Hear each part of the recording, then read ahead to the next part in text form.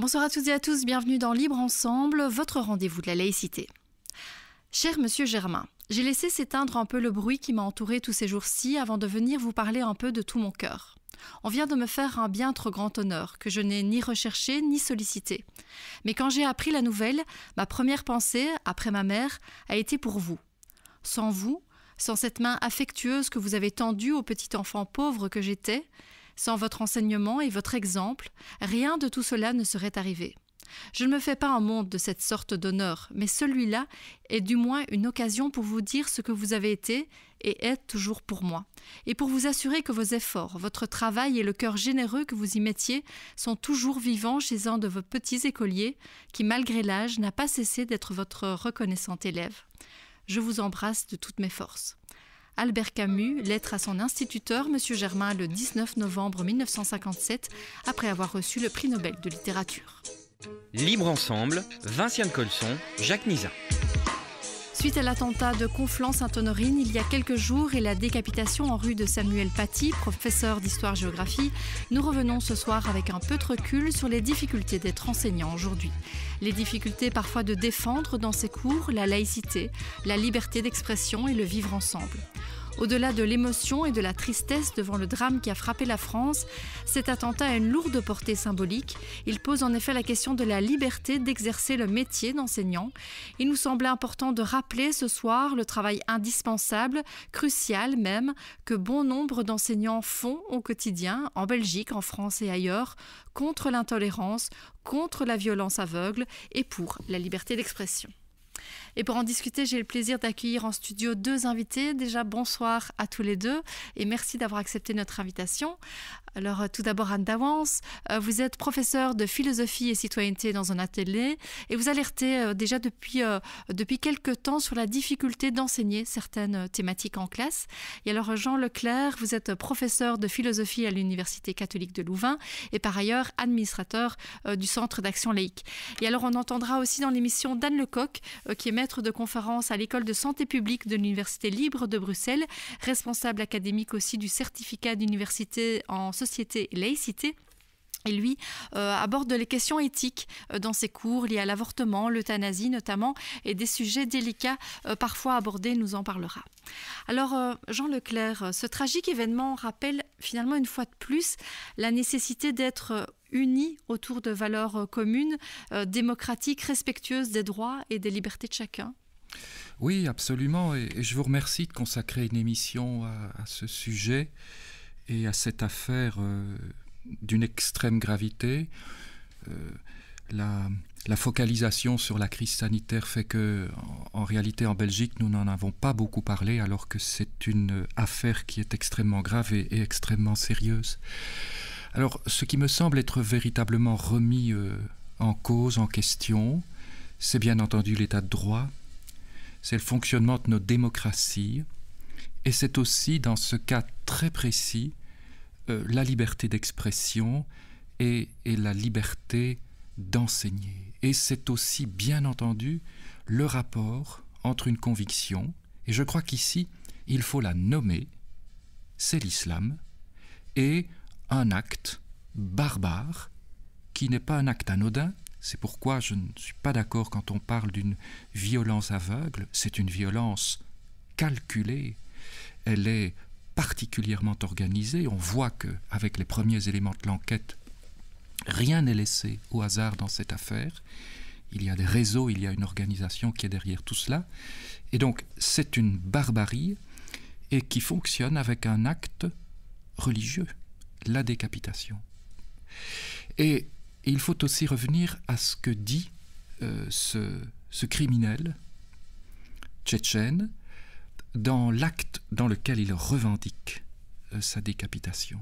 Car il dit qu'il s'en prend à un président d'une république, la France en l'occurrence, qui est déclaré comme étant celui qui dirige les infidèles. Puis, il ajoute que tout ceci est fait au nom d'Allah et que Samuel Paty est un chien de l'enfer. Alors, l'histoire de la réception du chien en islam est une histoire très compliquée qui a beaucoup évolué, mais je vous conseille, Et je le conseille à nos auditeurs de faire l'exercice tout simple de regarder sur Internet, ce à quoi nous avons accès, la notion de chien d'enfer. Et vous allez être surpris de voir ce qui circule sur ces mots-là.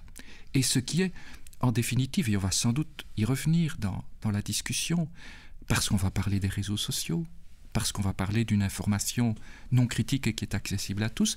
Donc, il suffit de regarder ce qui se dit sur cette notion de chien d'enfer, et donc sur la nécessité d'infliger le châtiment par décapitation à Samuel Paty. Pourquoi ? Parce qu'il a rabaissé le prophète Muhammad. Et on sait aussi tout ce qui s'est passé dans la classe. On sait aussi comment ce professeur a parfaitement fonctionné. On sait le mensonge qui s'est organisé pour nous faire croire qu'il y avait eu cette question de l'islamophobie ou cette question de la discrimination des étudiants qui ont une confession musulmane.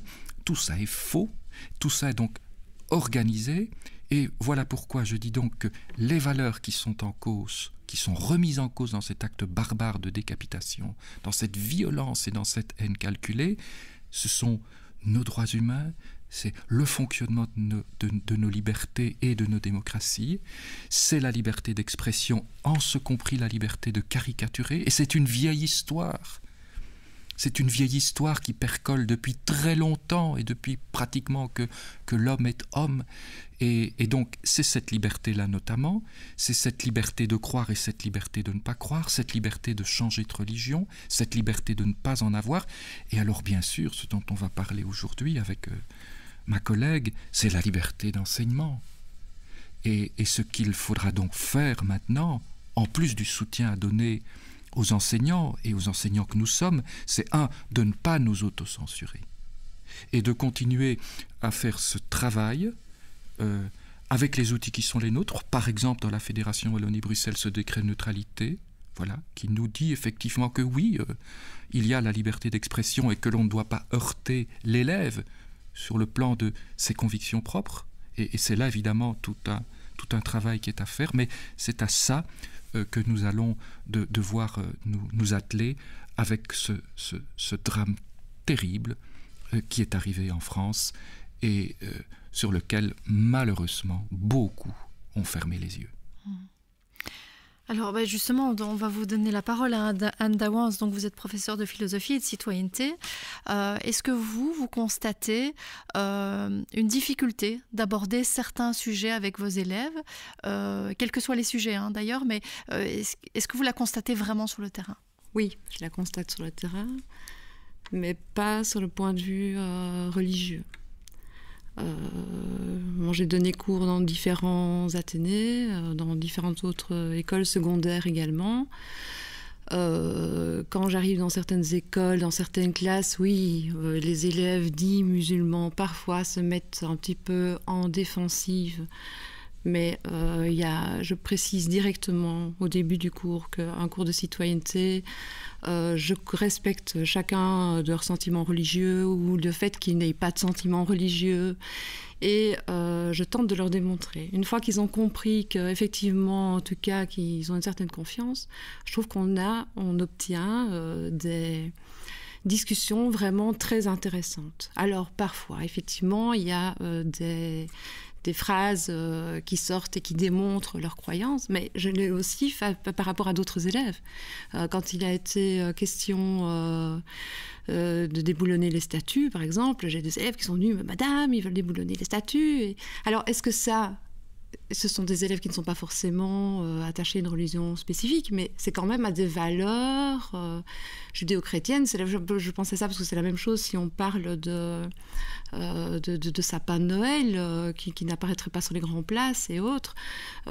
Par rapport aux élèves musulmans, je n'ai pas de difficulté en particulier. En plus, je pense qu'ils savent qu'ils sont visés. Ils le savent. S'il y a un élève qui me dit une phrase qui est trop déplacée, je sais, moi, que j'ai tout un arsenal derrière moi. J'ai mes collègues qui vont intervenir, j'ai la direction, j'ai probablement, enfin, à tous les niveaux, je vais avoir quelque chose. Si ça se trouve, on va me faire venir une cellule de déradicalisation en classe, je ne sais même pas. Donc tout ça peut intervenir. Mais par contre, il y a d'autres discours avec lesquels j'ai des difficultés. Ce sont les discours qu'on pourrait dire éventuellement d'extrême droite, mais pas que, parce que notamment j'ai des élèves qui regardent des vidéos sur Internet qui sont d'un youtubeur qui se dit très proche d'Alain Soral. Enfin, maintenant, il est un petit peu en dispute, etc. C'est un gars qui fait des millions de vues, qui tient des propos masculinistes ignobles, où c'est l'homme qui est discriminé et non absolument pas la femme. Donc, tout est remis en question au niveau des sciences sociales, etc. Qui parle de racisme, qui a des propos exécrables. Et j'ai des jeunes qui viennent en classe et qui remettent en question toutes les statistiques qu'on peut leur montrer, qui réutilisent en fait tous les outils de l'esprit critique, mais contre les arguments qui sont tenus d'habitude. Donc on va dire que vous, les soucis que vous avez parfois dans la liberté d'enseigner, c'est quand vous abordez des thématiques liées par exemple au féminisme, vous me disiez peut-être toutes les thématiques liées aux personnes transgenres, oui. Quand vous entendez certains de vos élèves qui ont des propos masculinistes, c'est des thématiques où là vous sentez que vous vous sentez en difficulté. Là je me sens en difficulté, parce que là, comment déterminer ce qui est un propos, par exemple, raciste? Comment déterminer ce qui est un propos sexiste? Quand on a vu, par exemple, moi je me souviens que la première fois où j'ai vraiment eu peur d'enseigner, c'était en septembre 2018, après l'affaire Skilden-Vrienden. Il y avait eu aussi tous les propos du secrétaire d'État liés à l'immigration qui avait pendant toute l'année tenu sur son compte Twitter parodié des hommes dits féminisés, il avait montré une vidéo, bien sûr c'est pas lui qui l'avait créée, mais enfin il a quand même reprise, où il balance la tête d'une personne noire prêt à l'éjecter, etc. Et puis, quand il y a eu l'affaire Skilden-Vrienden, il tient des propos à la radio, et pas lui seul, en disant « Ah, mais attention, le racisme à l'école, c'est inacceptable, il faut absolument chasser ça. » Oui, mais alors nous, comment on fait? Parce que si tout ce qu'il a dit avant est tolérable, puisque la liberté d'expression s'arrête aux propos discriminatoires, s'arrête à l'incitation à la haine. Si tout ça est chaque fois toujours un peu limite, ok, il sait faire recadrer, mais ça reste acceptable et entendable. Nous, on fait comment après pour nous dire, tiens, là c'est discriminatoire ou pas? Et là, j'ai personne pour me soutenir. Vous n'avez personne, oui, vous avez un programme, c'est-à-dire que vous savez que vous devez aborder certaines thématiques, mais vous n'avez pas quelqu'un derrière qui va venir vraiment en soutien de ce que... J'ai certaines thématiques. Après, je n'ai pas une obligation sur la façon de l'aborder. Moi, je pense qu'il y a des sujets qui sont importants. Par exemple, je vois qu'en secondaire, quand ils arrivent, ils n'ont jamais entendu parler, les élèves n'ont jamais entendu parler, enfin, pour la plupart, de ségrégation, d'apartheid, de qui est Martin Luther King, etc. Comment on fait pour aborder les questions du déboulonnage des statuts quand on n'a pas tout cet historique là derrière. Moi j'étais très contente quand Cécile Djounga interpelle la ministre Caroline Désir, et que Caroline Désir nous dit c'est important, ok, là je suis couverte. Est-ce que pour vous, Jean Leclerc, aujourd'hui, les professeurs sont déjà suffisamment formés pour aborder toute une série de thématiques liées par exemple à la liberté d'expression, et suffisamment outillés, suffisamment protégés finalement quand ils abordent ces thématiques-là? Est-ce qu'ils le sont aujourd'hui en communauté française? D'abord, il y a la liberté d'enseigner qui vaut dans tous les cours, qui vaut dans un cours de français, dans lequel il doit aussi y avoir une liberté d'expression. Voilà. Et une liberté d'enseigner, par exemple, des textes pamphlétaires. Bon. Puis alors, il y a des cours de biologie, il y a des cours de sciences naturelles, où là aussi, il y a des programmes qui sont enseignés. Et donc, la question du programme est assez importante. D'ailleurs, en France, cette liberté d'expression-là, et ce qu'a fait Samuel Paty, c'était au programme. Donc, il a parfaitement fait son travail, et d'ailleurs sans la moindre provocation. Ça veut dire qu'il n'est pas protégé pour le travail qu'il est censé faire? Alors la suite de l'enquête va nous le dire. Ce qui s'est passé dans ce collège nous allons le savoir, mais nous savons que quand cette liberté d'expression, et c'est pour ça que je suis revenu à la question des caricatures, car sur les réseaux sociaux, dont il nous faudra aussi parler, qu'est-ce qu'on dit? On dit que le professeur a montré un homme nu, et puis on l'accuse de pédopornographie, et donc il est convoqué devant sa direction. Et je dis ça aussi parce que ce qui m'a aussi fort intéressé, et puis on reviendra à l'école, c'est que du côté des plus hautes instances représentatives de la religion musulmane, et on sait que c'est très compliqué sur la sociologie de l'organisation de cette religion, cette fois les réactions sont tranchées.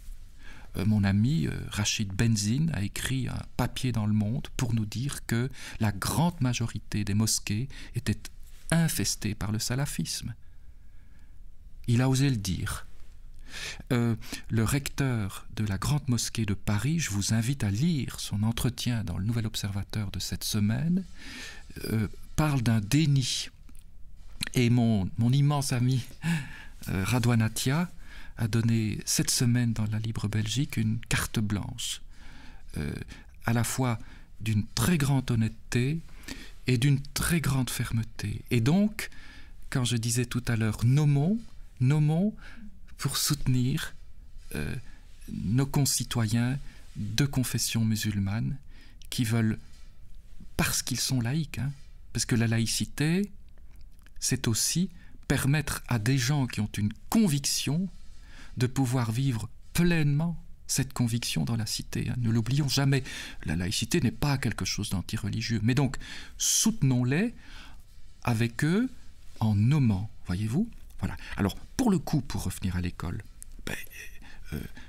par bonheur, nous avons devant nous un professeur de philosophie et de citoyenneté. Et vous savez que je suis très engagé sur ce cours de philosophie et de citoyenneté. Je fais partie de ceux qui demandent que l'on donne 2 heures de philosophie de citoyenneté. C'est d'une extrême importance. Malheureusement, il faut avoir l'honnêteté intellectuelle de dire que ce dossier, pour le moment, n'évolue pas. Et je le regrette infiniment.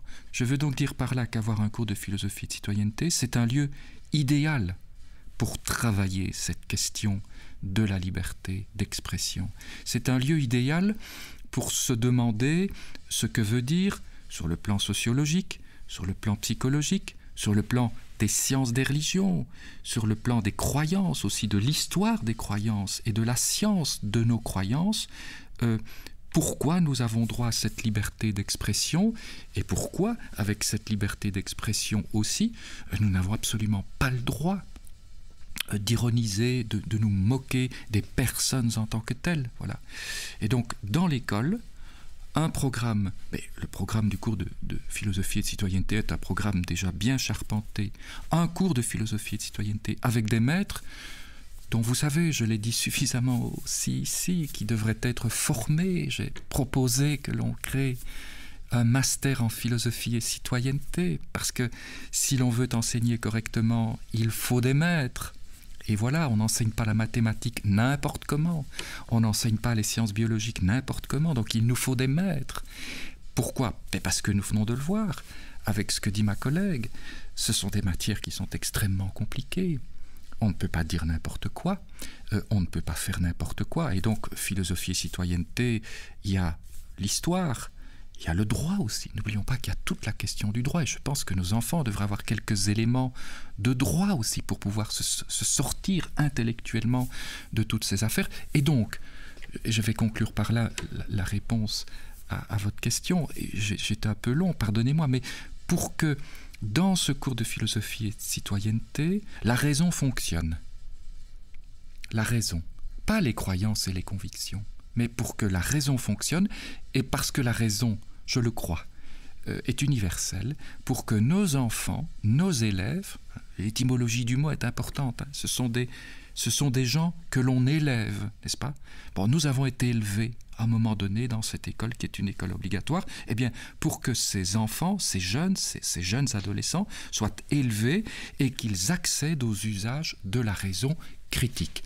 Alors, d'abord pour eux-mêmes, et puis après, pour ce que vous appelez le vivre ensemble. Oui, Anne Douans, effectivement, vous avez été formée pour ce cours de philosophie et de citoyenneté. Vous n'avez qu'une heure aujourd'hui. On voit que ce sont des débats qui sont quand même très compliqués, que ce soit le débat vraiment sur la liberté d'expression, les débats que vous avez évoqués tout à l'heure, sur lesquels vous avez, vous, des tensions parfois avec certains de vos élèves sur le féminisme, sur l'histoire de la colonisation, sur l'extrême droite. Est-ce que c'est possible de le faire en une heure? Comment est-ce que vous y arrivez? C'est très court, une heure. D'abord, on n'a pas une heure, c'est 50 minutes. 50 minutes, il faut le temps que les élèves s'installent, etc. On prend les présences, on est plutôt à 40-45 minutes. Donc je fais quand même une parenthèse à ce niveau-là. Je suis tout à fait d'accord avec vous, ce que vous disiez tout à l'heure, sur le fait de nommer les choses. J'entendais Didier Leroy, Sébastien Boussois de l'ULB, qui nous expliquait bien qu'il y a un piège de Daesh et que le piège dans lequel il ne faut pas tomber, c'est de polariser la société. Par contre, voilà, je pense toujours qu'il est plus simple de prendre, pour moi, un peu de recul, enfin, qui peut être considéré par certains comme en n'étant pas, mais de parler de l'ensemble de la problématique que de vraiment parler du fait là actuellement dont tout le monde est abreuvé. Voilà. Alors, en classe, en fait, c'est aussi un peu ce que je fais. Je pense que si on explique bien, les jeunes qui n'ont jamais entendu parler, par exemple, d'Hitler, qui n'ont jamais entendu parler de camps de concentration. Pour moi, je pense que pour qu'ils commencent à avoir un petit peu de représentation, qu'ils puissent commencer à comparer certains phénomènes et avoir un esprit critique, je pense qu'il est nécessaire de reparler, par exemple, de ces événements-là, qu'on discute sur ces événements-là.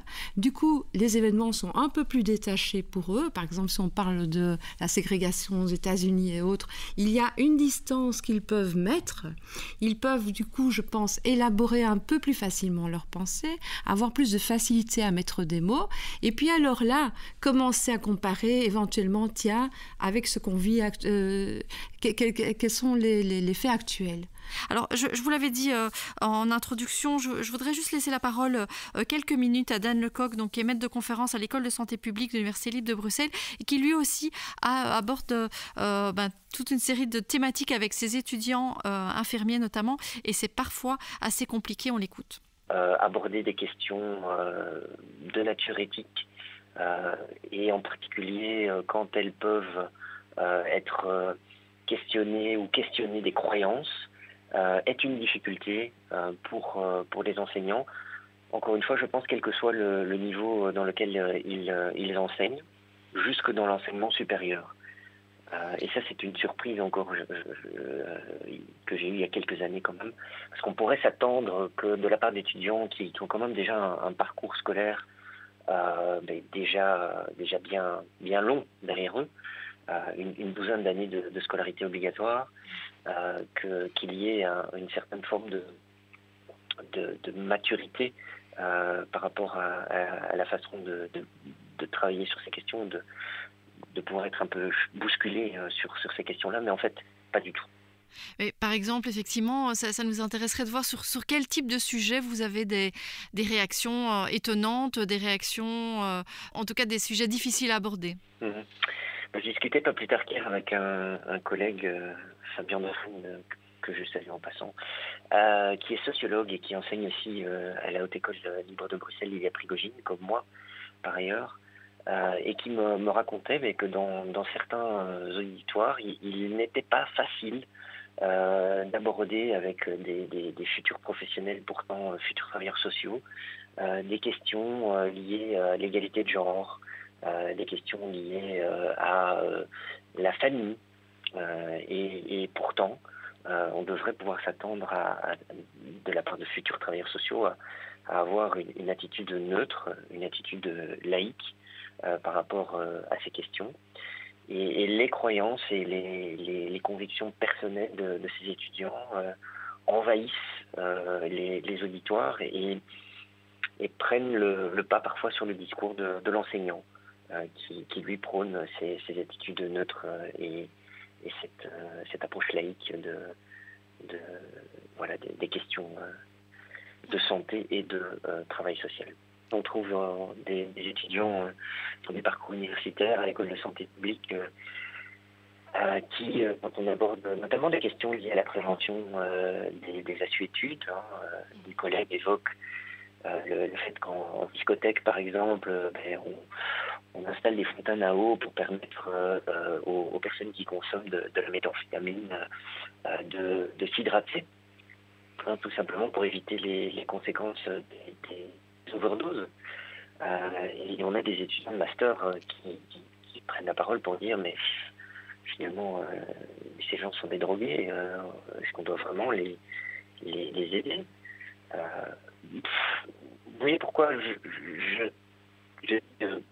on ne peut pas laisser ces choses en l'état et qu'il faut vraiment prendre ces problèmes à bras le corps, parce que quel que soit le niveau d'enseignement, ce type de questionnement, y compris dans des filières de la santé et du social, sont des questionnements qui deviennent et des thématiques qui deviennent compliquées à aborder, et surtout pour lesquelles on a potentiellement de futurs professionnels qui ne vont pas démontrer un comportement et des attitudes qui sont conformes aux valeurs de notre société laïque aujourd'hui au XXIe siècle en Belgique. Vous parliez de croyances. Alors, est-ce que c'est des croyances spécifiques? Alors, parlons clairement. Est-ce que ce sont surtout des étudiants de religion musulmane qui ont du mal avec ces sujets-là, ou est-ce que c'est vraiment plus large que ça?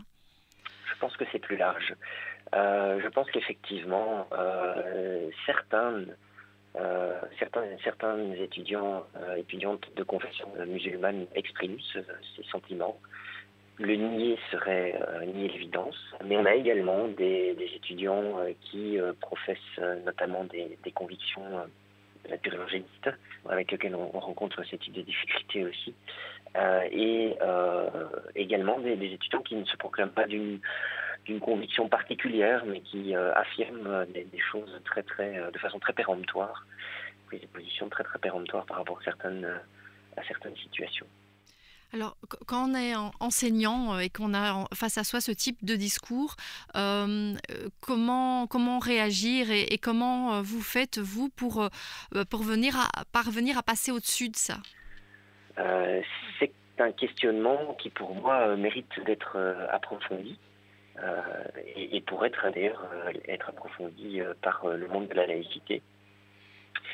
Dans le cadre des collaborations qui existent déjà entre l'Université libre de Bruxelles et le Centre d'action laïque, il existe un certificat d'université Société Laïcité qui est organisé tous les ans et dans lequel on aborde toute une série de questions liées à l'organisation de la société en regard de la laïcité et à la façon dont on peut construire un discours et prendre des positions et passer à l'action en tant que laïque. Mais il mériterait certainement d'être réfléchi aussi à une formation plus orientée vers les acteurs de l'enseignement pour leur apprendre à travailler sur ces questions. Il existe des travaux en la matière qui ont notamment été développés par des chercheuses québécois et qui ont réfléchi à cette question. Je citerai deux exemples simplement parce que ce serait leur faire injure que d'essayer de résumer leurs pensées. Mais il existe en fait toute une série de techniques qui passent notamment par l'intervention d'un tiers pour modérer le débat et entamer le débat sur ces questions, et qui permet de dépassionnaliser, en tout cas de dépersonnaliser la question entre l'enseignant et les apprenants. Et évidemment, la question de l'humour est une question qui peut fonctionner aussi, mais avec toutes les limites qu'on connaît. Vous citiez le dramatique exemple, le dramatique assassinat de notre collègue Samuel Paty. Mais voilà, ça c'est malheureusement une démonstration que l'humour a aussi des limites certaines. J'ai envie peut-être de terminer en reprenant une réaction de Véronique de Keyser, présidente du Centre d'action laïque, qui disait « Dans une société où la parole xénophobe et raciste se libère, où le complotisme et l'antipolitique sont galvanisés, où la peur de l'autre et le détricotement du lien social se développent, converger vers ce qui nous est commun n'est ni un réflexe ni une chose aisée. C'est précisément là que l'enseignement et les valeurs à la base de la laïcité doivent se rejoindre pour soutenir et protéger tous les acteurs de l'éducation, ainsi que celles et ceux dont ils ont la charge. » Donc on voit que le rôle de l'enseignant est peut-être plus que jamais indispensable. Et donc, merci vraiment à tous les deux. Donc Jean Leclerc, Anne Dawans, d'avoir émis vos réactions et votre analyse de la situation. Merci à vous de nous avoir suivis et une très belle soirée à tous.